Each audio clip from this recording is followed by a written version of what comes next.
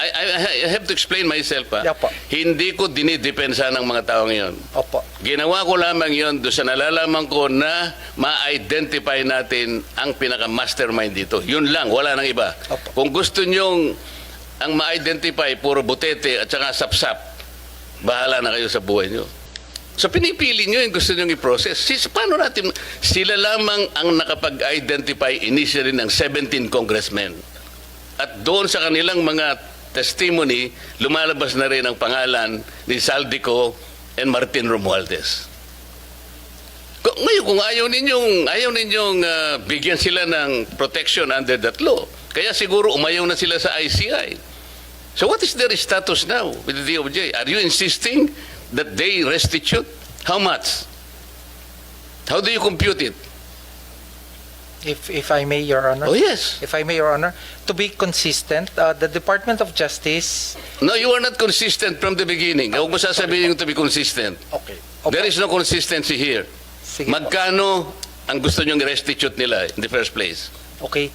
Wala pa po sa estado na ganon. So mga tweet, hindi mapoprocess talaga yan. Pinoproseso po namin, Your Honor, yung kanyang application. How can you process the application, Mr. Chair, if you are providing another requisite which is not even written in the law? You are imagining something that is not within the law. You are Department of Justice. Ito yung sinasabi ko sa inyo. You're supposed to be the chief. Pwede ho bang magdagdag, Your Honor? Halimbawa po, sa pagitan po ng pagpapalitan ng statement mula sa witness, sinabi ng isang witness, di ba, kasama ako sa sindikatong ito. Di ba?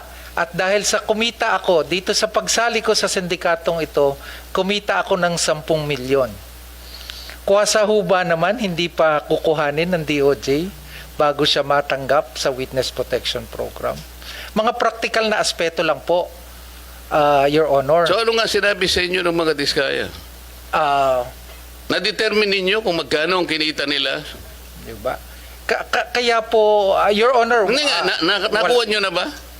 Did they admit to you na sila ay nangulimbat ng ganito karaming pera?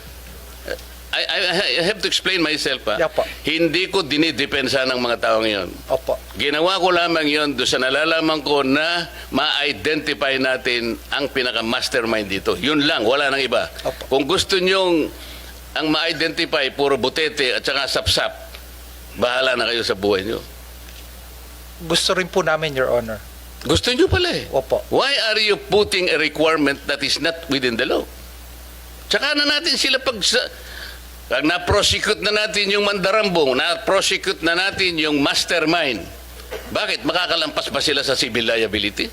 Of course, the court will, in proper time, adjudicate kung anong dapat ilang isoli sa gobyerno. That is the only time when restitution can be done. Kasi mayroong court order eh.